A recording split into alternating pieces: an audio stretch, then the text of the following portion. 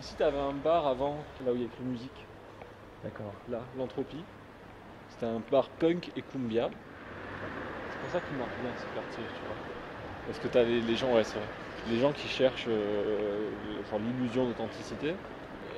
Là, c'est encore à l'étape où c'est pas une illusion, elle existe, tu vois. Ce bar, là, le grand bar du chapitre, c'est un voyage, tu vois. Tu rentres dedans, c'est le bar de quartier.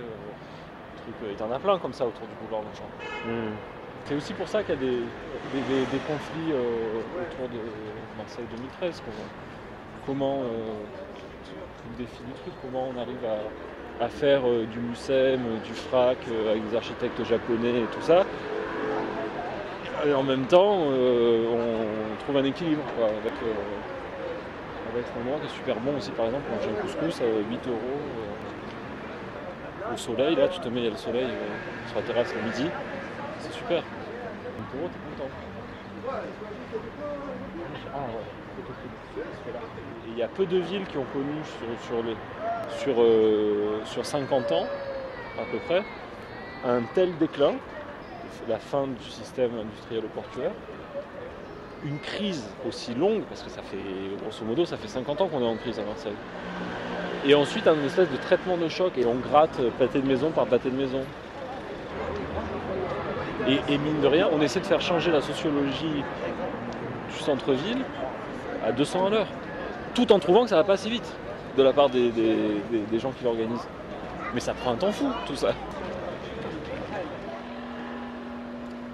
Parce que si tu veux, les Marseillais disent ce mouvement d'essayer de faire monter la ville en gamme, ça marchera pas quoi. Mais c'est la deuxième ville de France. Et du coup, ce qu'ils font en fait carrément, c'est que certaines des rues les plus connues de Marseille, ils les revendent entièrement en fait à des espèces de fonds d'investissement. Par exemple, la rue de la République qui démarre ici et qui remonte là, elle a été confiée à un fonds d'investissement qui est chargé de la gérer en fait au mieux des intérêts du fonds d'investissement, ça lui rapporte un maximum. Et ça a été super critiqué par les Marseillais quoi. Marseille 2013, Marseille Provence 2013, capitale européenne de la culture, c'est pas un projet, c'est un projet, je ne sais pas si tu es au courant, qui a été porté ni par le politique, ni par le culturel, qui a été porté par le monde économique. C'est le président de la Chambre de commerce qui est président de l'association Capitale de la culture. C'est eux qui ont pensé le projet, qui ont gagné le truc, et forcément qui font en sorte que ça serve leurs intérêts. Ça, vous pouvez s'y attendre. Et le but de Marseille Provence 2013, dixit ceux qui sont allés le chercher, c'est de ramener du touriste et de changer l'image et de modifier l'image de la ville dans la tête des rédactions parisiennes.